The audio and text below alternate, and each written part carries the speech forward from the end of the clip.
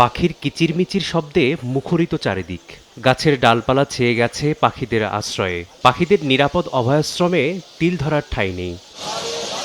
এই দৃশ্যের দেখা মিলছে ভৈরব রেলওয়ে স্টেশনের পাশে থাকা কিছু কাঁঠাল গাছে। বিকেল গড়িয়ে সন্ধ্যা নামতেই ঝাঁক বেঁধে চড়ুই পাখির দল ফিরছে আপন নীড়ে। আবার ভোর হতেই ঝাঁকে ঝাঁকে বের হয় খাদ্যের সন্ধানে।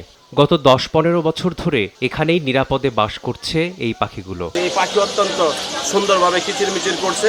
তখন আমার মনে হয়েছে সেই 25-30 বছর পূর্বের অতীতের কথা, যে পাখির শব্দ আমরা আগে পেতাম, এখন আর পাই না।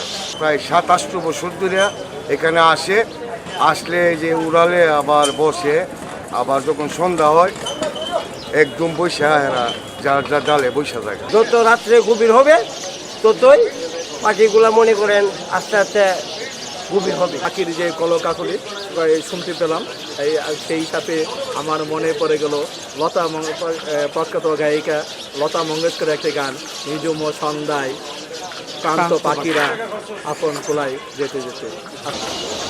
এমন দৃশ্য গ্রামাঞ্চল ও বনে দেখা মিললেও অধিক লোকসমাগম আর কোলাহলপূর্ণ স্থানে দেখতে পাওয়া প্রায় দুষ্কর। উপরে একটা কাঁঠাল গাছ আছে, কাঁঠাল গাছের মধ্যে ঘরের ভিতরে চড়ুই পাখি 4:30 পৌনে 5টা পর্যন্ত 7টায় বুঝলেন, 5টা বাজলে 6টার দিকে নীরব হয়ে যায় বুঝলেন। এটা আজকে দীর্ঘদিন ধরে প্রায় 10-12 বছর ধরে এখানে পাখি আসতেছে যাইতেছে।